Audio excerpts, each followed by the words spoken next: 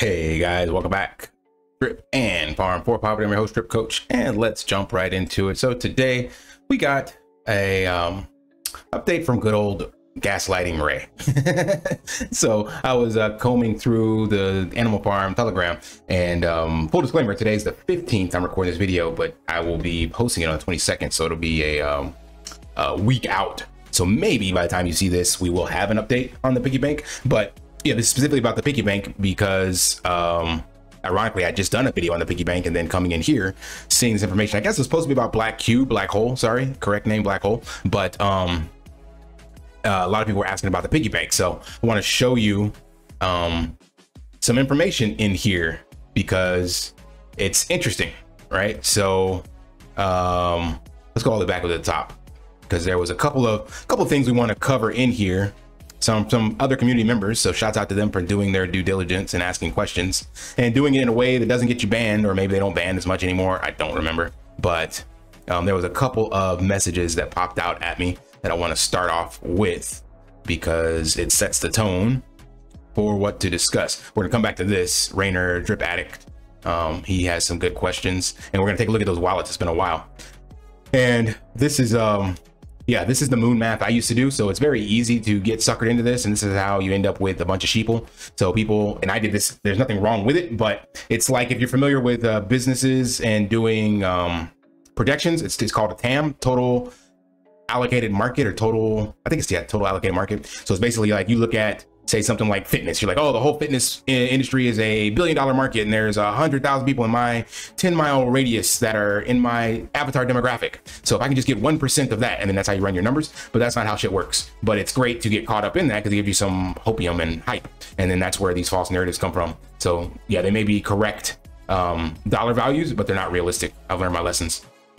So let's see. Somebody was asking about drip liberation. No, that doesn't work anymore. CK hoping 100 million in Rome. Yeah, good luck, brother. That ain't coming, but sure hope so for your sake. Where are we at? So there was an update on black hole finance on the actual Twitter, and apparently Forex's dog is sick or something like that.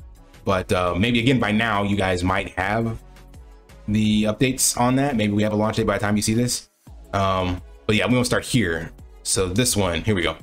So this guy, Gabe, he's like, hit us with a launch date, Forex. We're ready to pump this beast. So this is again 15, this was 13 December, I guess, for this, or 12 December. And JMO Crypto, I second and third that. I think the whole bad idea to launch over the holidays is rubbish. Black Q Finance, in my opinion, is not going to get big outside money before launch to come in off of marketing. We need to do a little marketing before launch, but use the bulk marketing dollars once the platform can show that it's making money for existing users. So yeah, hats off to JMO Crypto, because yeah, like we've seen previously, people just want it out, and Forex march to the beat of his own drum. So chances are he's gonna probably tell people it's not good to launch over the holidays, which is just a made up narrative in his own head. Because technically, if you're smart, the holidays is the best time. That's when you have some of the most shopping and dollar values being injected into things. Plus, that's when most people are off. Therefore, they have more time to spend on crypto. But we will see if it actually gets launched or not. Gabe, I'd be happy with a pre-Christmas launch date. Ah, yeah, this one, Rainer. So shouts out to Rainer. He is doing his own research because he went ahead and tagged the fee manager wallet. What are these? I forgot the names of these. So yeah, this first one is the fee manager wallet, and he was saying that there is some BNB in here, which is true. There is about $37,000 worth of BNB. And then the second one is the one that the buybacks were coming from. And I've run the numbers on here. There's about $700,000, I'm not mistaken, in this one. So this is the farm deployer wallet. These are the labels I gave them to make it easy. But over here is where we have the dogs BNB, I think. Hold on one second, I got to get all this to show up. It's a dogs BUSD and dogs BNB, if I'm not mistaken. Yeah, so this one is the BNB side, and where is the other one? This one is the BUSD side. Huh, this changed already. Hold on a second. And that's pigs. So I had a value here of one. Let me show you this. So I just done this a couple seconds ago. So this is what I had, 169,954 and 929. That is, okay, it's a different address, 3132. Okay, so I had the wrong one. I think this is the This is just dogs by themselves. Where is the cake token LPs? There they are. Okay, that's it. So there's actually some additional money that I didn't see. So it's 1,000 pigs and 10,000 dogs. But anyway, this is the value for both those wallets for just the LPs. So remember, this will turn into cubes. So basically sitting here is $770,000 plus whatever these dogs would be. Now you wouldn't sell the dogs, they would just get burned, but that's still another 100,000 dogs and 1,000 pigs. So there's a decent amount of capital. We'll just call it $1 million approximately sitting in this wallet. And lastly, this one has how much USDT? Quite a bit of USDT. I don't exactly know what this one is for. It's the farm reward transfer wallet. So it's where money's moving through, but it's got 340 some odd thousand in USDT. So shouts out to Rainer asking these questions. And then later down here, basically Ray chimes in and says he doesn't know what's going to happen to that. Yeah, so down here, somebody tagged that question, or he tagged it again, and then he's like, I don't manage funds or anything, so not a question for me. But throughout the conversation up here in the thread, basically people were talking about, I think CK popped in with that was for Piggy Plinko, and somebody else asked about it for being marketing, and the marketing's supposed to come from the pig pen. So long and short, nobody knows what's happening to it, and the longer Forex sits on it, it just goes further down in dollar value. And as I mentioned, I believe that's his point. He wants to sit on it, and then he kind of like makes it disappear, and we all wonder what happened to it, because we were supposed to have voted on those injections. Actually, technically, I rephrase that. We only voted on the cake injections. We never got to vote on how the dogs would be added. Forex just took it upon himself, which is completely against like DeFi and what we want to have in a decentralized project, because that liquidity came from us having the farm paused and then us making the transition from V1 to V2 and picking how we want to be paid out. So that money belongs to every single investor in the farm, but yet Forex decided how to manage it wholly by himself. And firstly, he was doing injections, however much he wanted to inject and however frequently he wanted to do it. Then he stopped doing that in totality after he obfuscated funds into Bybit. And then he said, I'm going to do it with Piggy Plinko for the bankroll. And then he stopped that. There's no more Piggy Plinko. So never once was the community brought up with how to allocate their money. Very, very interesting. To me, shady, but some people still wholeheartedly believe in Forex no matter what. So Ray was saying he doesn't manage the funds, and who can address it? Only Forex. How you reach him when he's around, everything's on chain. Yeah, so that's what I just basically covered.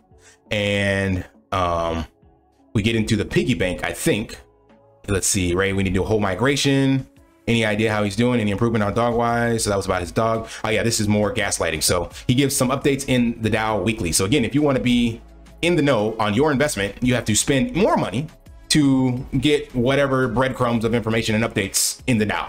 Like, what kind of bullshit is that? And again, that goes against what he said he was going to do literally a year ago in all these AMAs, where he's going to be more transparent and update the community weekly. And now there's a YouTube for Animal Farm and a YouTube for Drip. And he's going to use the Twitter, and he's going to have weekly Medium posts, and he's got a marketing team. Remember all this bullshit? But now, instead of you getting any of that for free, you got to pay to be part of the boys club.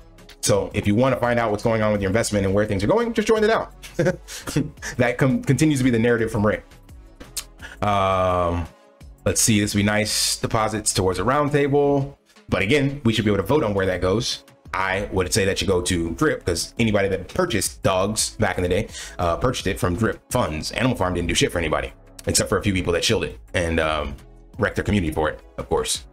Let's see, somebody mentions about Pigpen. What's a scanner? The DAO. So somebody's asking about the DAO. Can you explain that? So yeah, you gotta buy 300 REAP to get in. Trying to find out when we get to the Piggy Bank. Should be coming up. Let's see, admin list. Send Ray a DM, he's in the DAO. Will Piggy Bank LP be unlocked before Christmas? So remember, we're supposed to be migrating the contracts to seats and then shutting down the Piggy Bank in totality. And remember, the Piggy Bank was supposed to be the greatest thing learned from Richard Hart and what he did with Hex, blah, blah, blah. But yet it was exploited and then got shelved for 8 months and then opened up for about 3 months before it just kind of shit the bed again. But let's find out. Apparently that's not what actually happened. Let's find out from Ray what actually happened with the Piggy Bank. So here we go. Should be coming up soon.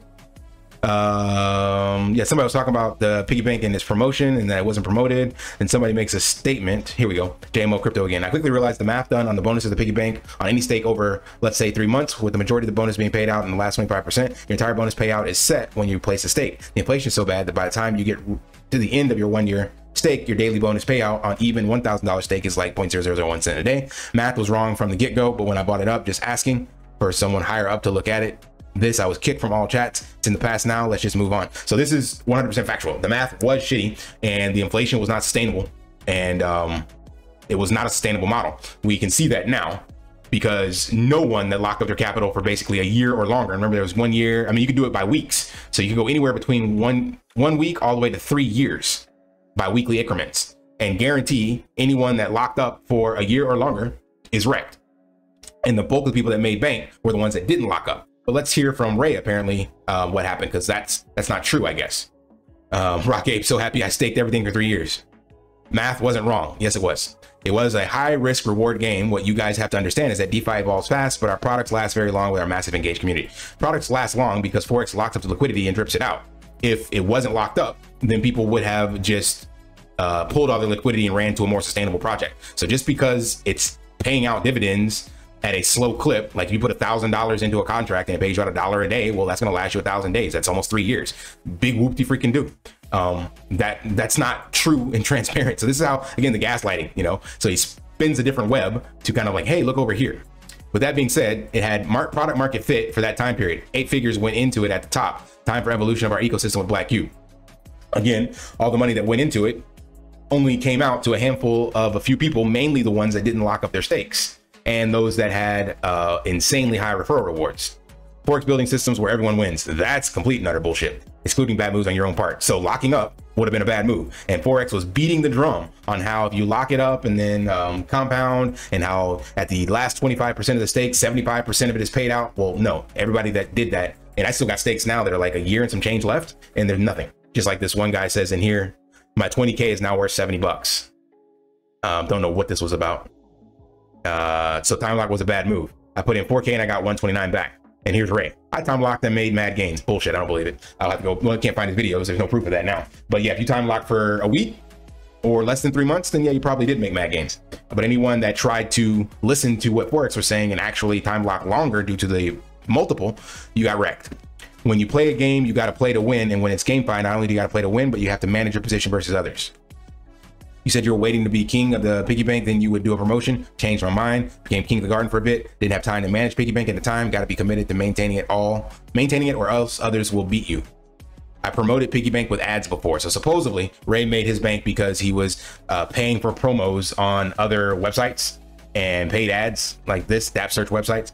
BS. We know that the bulk of that came from his community shills and spinning webs in the actual Telegram chats. So he would allow his links to get promoted and stuff like that and talk about good drip behavior. So I'm sure there was good Piggy Bank behavior and rewarding community. Like you said, these competitions and all that, they would use his referral link. I remember looking actually, definitely in the garden, he was at the top with the most referrals for a while. And I think Piggy Bank as well. So sure, maybe some of that came from paid ads, but I highly doubt it. We've seen how effective paid ads are in the crypto space. So the bulk of that money came from the community members and people thinking that Ray was a good actor. But at least he's, again, kind of transparent here that I promoted Piggy Bank with ads. So you had to promote it in order to get a good position and then take everyone else's money.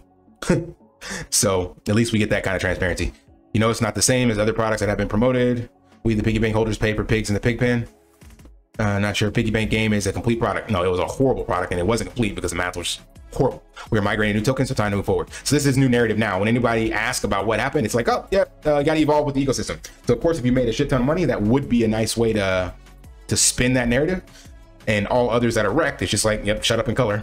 Sorry, that's just the way it goes. So here's the answer. If you was having trouble with ROI, should have promoted your link or something. Plenty of places to buy ads and use your link. Got Twitter, got YouTube. So basically, if you didn't ROI, then you didn't shill your link enough to some poor saps so you could use them as egg liquidity. These are his words. That's exactly what he's saying there. That's the only way you could have made bank from the Piggy Bank, is you didn't promote your link well enough. Nothing about sustainability of the platform, nothing about how it should have paid out or anything like that. You just had to promote your link and then you would have ROI.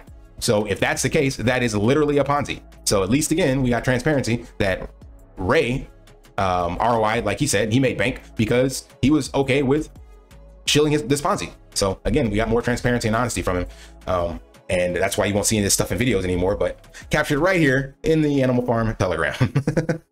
All right, so that's all I want to do, share with you guys about the Piggy Bank. And yeah, there's still money sitting out there in the contracts. So keep an eye on that and see what happens once black hole launches. For now, we will have to just wait and see. Or maybe again, by the time you watch this video, it is launched. We will see. All right, that's all I got. Smash that HBO special, help a brother out, like, subscribe, comment down below. And until next time, live daily and achieve your impossible. See ya. Want to pay your in real life bills with crypto? How about send crypto directly to anyone with a bank account?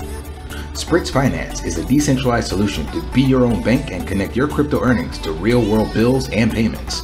They do not take custody of your assets and allow support on multiple blockchains and Web3 wallets. Sign up below using my referral link and you will get $50 back when you make your first $50 bill payment with crypto. Additionally, I will be using referral bonuses to airdrop, donate, or burn based on community feedback. Sign up now.